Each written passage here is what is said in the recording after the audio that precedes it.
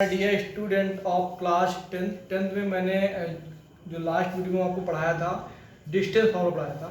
अब मैं 10 में आपको मैथ में पढ़ाऊंगा। क्लास 10 मैथ्स में मैं आज पढ़ाने वाला हूँ सेक्शन फार्मूला। डिस्टेंस फार्मूला के बारे में मैंने आपको कल बता दिया था। अब मैं आपको पढ़ाऊंगा सेक्शन फार्मूला। तो सेक्शन फार्मूला बेटा क्या होता है, ध्यान देखिएगा।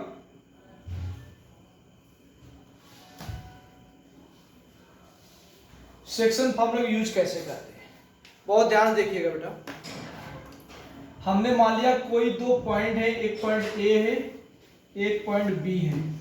यहाँ के कोऑर्डिनेट x1 y1 है, यहाँ के कोऑर्डिनेट x2 y2 है। एक तीसरा लाइन या तीसरा पॉइंट इसको दो रेशियो में डिवाइड करता है। मान लिया एक रेशियो m एक रेशियो n, या कोई लाइन होगी या कोई पॉइंट होगा। ये मान लिया x, y। ये पॉइंट आपका x, जो ये पॉइंट है, पॉइंट मान लिया p point A B line को दो पार्ट में डिवाइड करता है, एक पार्ट m एक पार्ट n। तो यहां पे इसको डिवाइड करता है m रेशियो n में। तो यहां से हमें p पॉइंट के कोऑर्डिनेट फाइंड करने। तो हम लोग कैसे फाइंड करेंगे, ध्यान देखिएगा। इसके लिए फॉर्मूला होता है x equal to m x2 plus n x1 upon m plus n।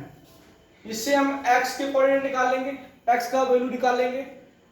y equal होगा m y2 plus n y1 अपान m प्लस n। इस प्रकार आपके y के कोऑर्डिनेट आएंगे। तो x के कोऑर्डिनेट निकालेंगे, फॉर्मूला होगा m x2 plus n x1 upon m plus n। y coordinate निकालेंगे, फॉर्मूला होगा m y2 plus n y1 अपान m प्लस n। ये आपका कोऑर्डिनेट आ जाएंगे अगर कोई लाइन डिवाइड करे। इसका एक न्यूमेरिकल लेके जो क्वेश्चन लेके मैं आपको सॉल्व करके दिखा देता हूं, या ध्यान देखिएगा। आपका एक क्वेश्चन लेता हूं बुक से, ध्यान देखिएगा। क्वेश्चन आपका है, बोला गया है दो कोऑर्डिनेट है, एक कोऑर्डिनेट a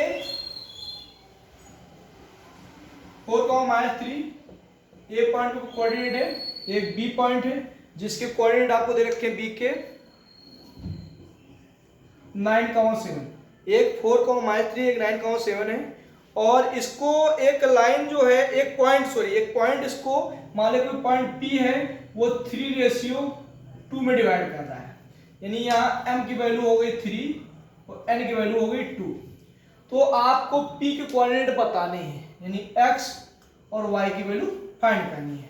तो फॉर्मूला लगा देंगे x equal to m x2 plus n x1 upon m plus n। x m बेटा कितना है यहाँ पे 3, x2 आपको कितना है बेटा यहाँ पे 9, n कितना आपका बेटा 2 और x1 आप बेटा आपका कितना है बेटा 4 अपान m प्लस n, यानी 3 प्लस 2 9 3 या 27, 4 2 या 8 अपान 5, यानी 35 अपान 5, 5 7 जा, यानी x वैल्यू आ गई आपकी 7। सिमिलरली हम y की वैल्यू फाइंड करेंगे। तो जब y की वैल्यू फाइंड करेंगे तो y इक्वल आएगा m y2 n y1 अपान m प्लस n। तो y m की वैल्यू दे रखी है यहाँ पे 3, y2 आपको दे रखा है यहाँ पे बेटा 7, n दे रखा है 2, y1 दे रखा है आपका यहाँ पे -3, m 3 प्लस 2। तो यहां से आ जाएगा 7 3 या 21, 3 2 या 6 अपान 5, 15 अपान 5, 5 3 जा, यानी y की वैल्यू आ गई 3। तो आपके x के कोऑर्डिनेट आ गए 7,3। ये आपका p पॉइंट की जो पॉइंट था, इस लाइन को दो पार्ट में डिवाइड करा था, उसके कोऑर्डिनेट कितना आ गए 7,3। नेक्स्ट आगे बात करते, ध्यान देखिएगा।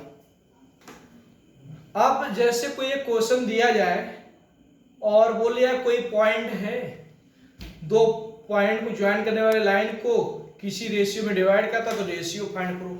जब रेशियो फाइंड करने के लिए आ जाएगा तो हम लोग मानेंगे k रेशियो 1। हम यहाँ पे m रेशियो n नहीं मानेंगे। और m रेशियो n क्यों नहीं मानेंगे, रीजन इसलिए नहीं मानेंगे क्योंकि दोनों आपके अननोन टर्म हो जाएंगे, m भी अननोन होगा, n भी अननोन होगा।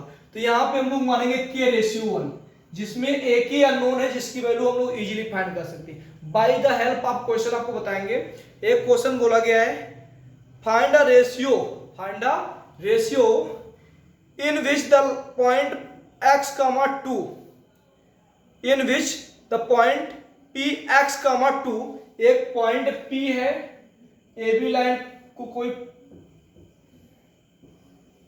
पॉइंट p डिवाइड कर रहा है ए बी लाइन को, x, 2 है और उसके कोऑर्डिनेट दे रखे हैं, a के हैं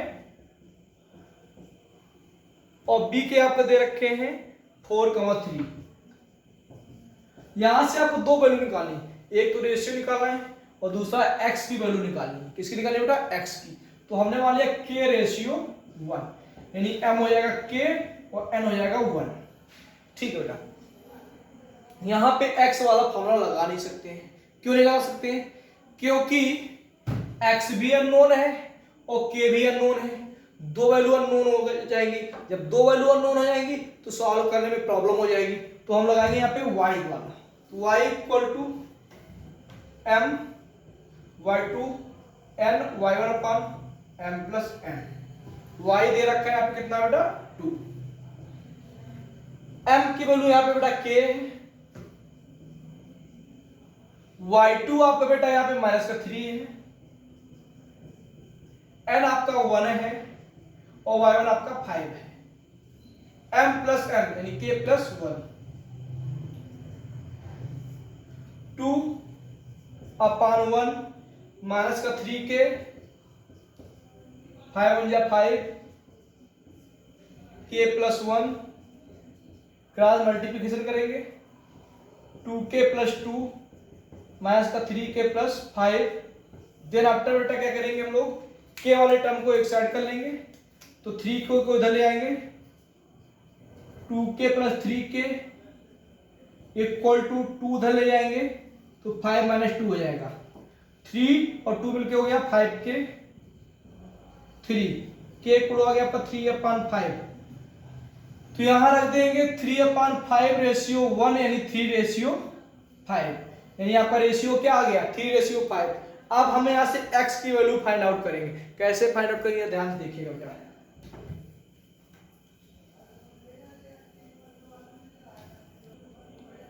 x इक्वल टू फॉर्मूला होता है mx2 nx1 upon m plus n। x निकालना है, m आपका 3 आ गया है, x2 आपका 4 है, n आपका 5 आ गया है, x1 आपका 12 है, 3 प्लस 5, 4 3 या 12, 12 5 या 60, 5 3 8, 72 अपॉन 8 8 9 या x वैल्यू आ गई 9, यानी 9, 2। तो यहां से आपकी जो दो अननोन वैल्यू थी आपकी फाइंड हो गई। बहुत ही सिंपल क्वेश्चन है, आप लोग घर पे करेंगे। नेक्स्ट आगे बात करते हैं, ध्यान देखिएगा। अब अभी तो मैंने सेक्शन फार्मूला आपको बता दिया, और अगर आपसे बोल लिया जाए कोई दो पॉइंट किसी लाइन को ट्राइसेक्ट कर रहे हैं, क्या कर रहे हैं? ट्राइसेक्ट, तब आप लोग कैसे सॉल्व करेंगे? ध्यान से देखिएगा।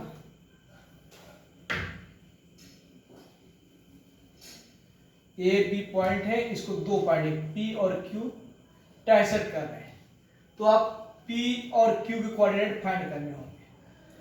तो यहाँ पे कोई दिक्कत नहीं, A और B के कोऑर्डिनेट गिवन होंगे। जब हम P के कोऑर्डिनेट फाइंड करेंगे तो ये 1 पार्ट होगा, ये 1 1 2 पार्ट हुए, तो 1:2 लेंगे। When we find the coordinate of P, तब 1:2 लेंगे। और जब हम फाइंड करेंगे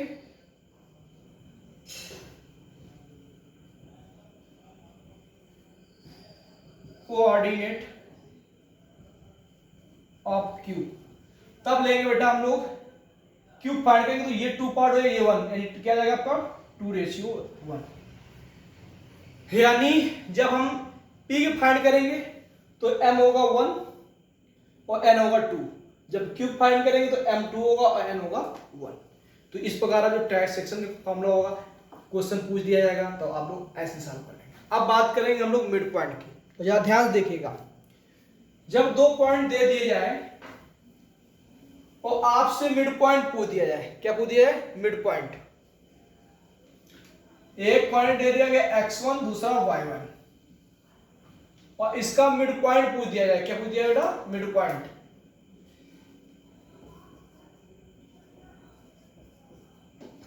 तो इसका मिड पॉइंट का फॉर्मूला होगा x equal to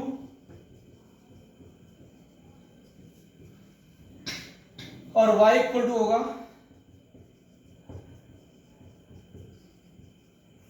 sorry upon to ये आपका मिड पॉइंट का फॉर्मूला हो गया।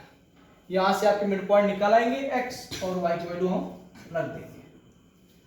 अब अगर किसी भी ट्रायंगल के तीनों वर्टिसेस दे रखे हैं और 3 वर्टिसेस गिवन हैं और आपसे बोला गया है उनके सेंट्रॉइड फाइंड करो, क्या फाइंड करो? सेंट्रॉइड, यानी सेंट्रॉइड फाइंड करना है। तो फॉर्मूला क्या होता है? ध्यान देखिएगा, ये आपका ट्रायंगल है, यहां कोऑर्डिनेट होगा x1, y1,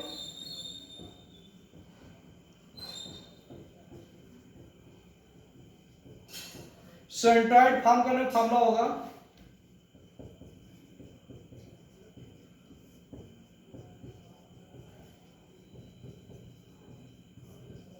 इस प्रकार।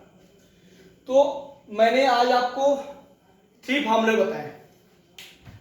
पहला सेक्शन फार्मूला बताया, दूसरा मिड पॉइंट फार्मूला बताया, तीसरा सेंट्रॉइड का। किसी ट्रायंगल के तीनों कोऑर्डिनेट दे रखे सेंट्रॉइड फॉर्म करने का फार्मूला होता है। यानी यहां से आपके सेंट्रॉइड आएंगे इस प्रकार।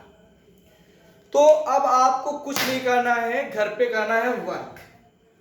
और कोऑर्डिनेट में केवल एक लास्ट टॉपिक बचा हुआ है, एरिया रिलेटेड टू ट्रायंगल और कोलिनियर के सम क्वेश्चंस जो हैं वो मैं नेक्स्ट वीडियो में बताऊंगा।